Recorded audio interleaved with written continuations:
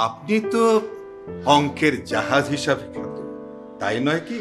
জি, ওই স্টুডেন্টরা আমাকে একটু ভালোবেসে ওই একটু অঙ্কের জাহাজ হিসাবে ডাকে।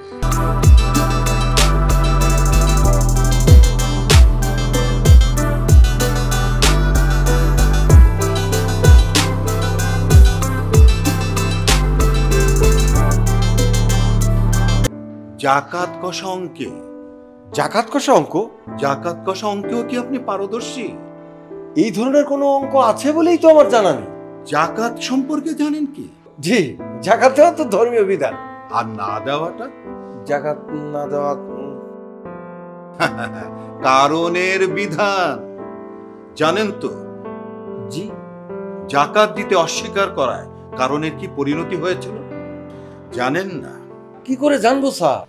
Very sad, very sad. আচ্ছা যাক, এ হলো আমার নাতি, মানে বড় নাতি। এর নাম হলো নুহান। একে আপনি জাকাত কষা অঙ্ক শেখাবেন। জি স্যার, জাকাত কষা অঙ্ক শেখাবো মানে কিভাবে শেখাবো স্যার? আমি নিজেই তো জানি না, ওকে কিভাবে শেখাবো? হ্যাঁ, আগে আপনি শিখবেন, আগে আগে জানবেন, তারপর আমার নাতিকে শেখাবেন এবং বেতন পাবেন ডাবল।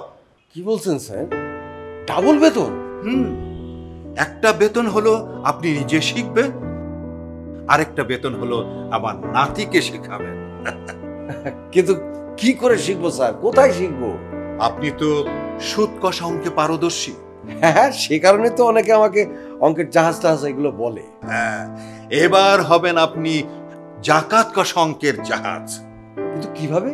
ধরুন, শতকরা 5 টাকা হারে সুদ প্রদান করলে 1000 টাকা সুদ কত হয়? স্যার 50 টাকা।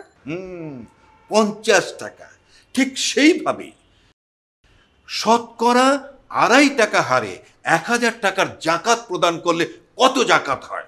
শতকরা 2.5 টাকা হারে 1000 টাকা, স্যার 25 টাকা। হ্যাঁ, 25 টাকা। ঠিক এমনি ভাবে এখন আপনি শতকরা 2.5 টাকা হারে 1 লক্ষ টাকার জাকাত কত হবে, 1 কোটি টাকার জাকাত কত হবে, এইভাবে আপনি অঙ্ক তৈরি করুন, তারপর আমার নাতিকে শেখাবে। ওকে স্যার, আমি ক্লিয়ার স্যার। আমি আপনার প্ল্যানিংটা বুঝতে পেরেছি স্যার। খুব সুন্দর প্ল্যানিং। এটাই স্যার তো হওয়া উচিত। এতদিন কেন হয়নি সেটাই আমি বুঝতে পারছি না। ও স্যার, এক্সকিউজ মি স্যার, ওই কারণের শেষ পরিণতিটা কি হয়েছিল একটু বলবেন স্যার? হ্যাঁ, বসুন। Thank you sir. জাকাত দিতে অস্বীকার করায় কারণকে জ্যান্ত পুঁতে ফেলা হয়েছিল তারই জমিনে। বলেন কি স্যার, কে পুঁতেছে? যিনি সারা জাহানের মালিক, যিনি সমস্ত ধন সম্পদের মালিক, সেই মহান আল্লাহ তাআলা।